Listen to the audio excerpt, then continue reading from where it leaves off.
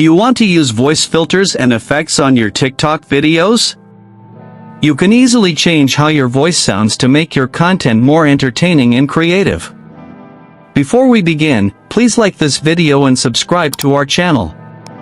I've also included some helpful tools and apps in the description, so be sure to check them out. To use voice filters and effects on TikTok. First, open the TikTok app on your mobile device. Tap the plus icon at the bottom of the screen to record a video with your voice or upload a video clip from your gallery.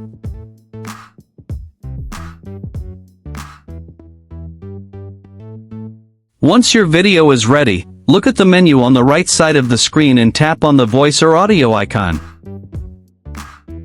This will open the voice effects panel at the bottom of your screen.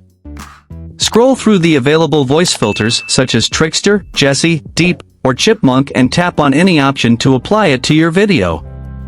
You can listen to the preview in real time to see how your transformed voice sounds. Once you find the filter you like, tap the Save button in the top right corner. Your voice effect will be applied to the video immediately.